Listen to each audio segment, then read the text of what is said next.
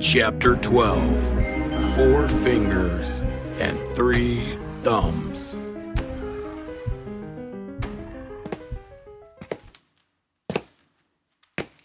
A local police officer visits Joe's home after speaking with Greg in the hospital. Is there a problem, officer?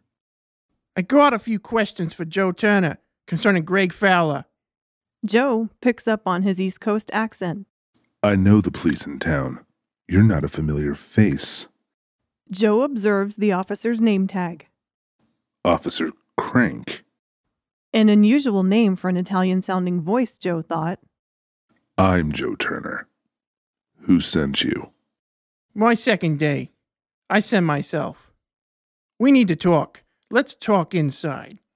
Joe stops the officer before he can enter. I live a private life. No reason for you to enter my home. Do you have a warrant? Do I need one? The question makes you sound guilty. Jokin feels uneasy about Officer Crank. You do if you want to enter my home. Joe tries keeping Jokin calm, but Jokin can't stay cool. Unless you plan on putting me in cuffs. Keep away from this residence. Officer Crank becomes frightened by Jokin's voice and notices the loaded gun in Joe's hand. He realizes this is not a good time. I'm coming back, you son of a bitch. Joe slams the door in the officer's face.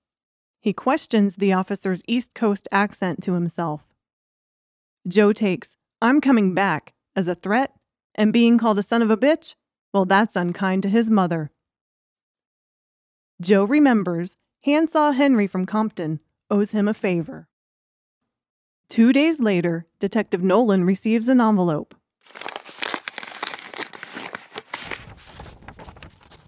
Inside, he finds Officer Crank's name tag, a name Nolan's not familiar with, along with 4 fingers and an intriguing 3 thumbs.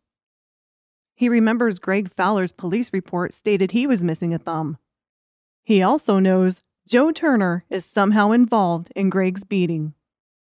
Well, if it ain't my old trucker buddy from the past, I owe you one, my friend. Detective Nolan shakes his head with a smile while filing the envelope into the trash can. After a brief investigation, police find Greg delusional and no arrests were made. Joe caught wind Officer Crank is working underground in a wine field outside of town. 6 feet under, to be exact.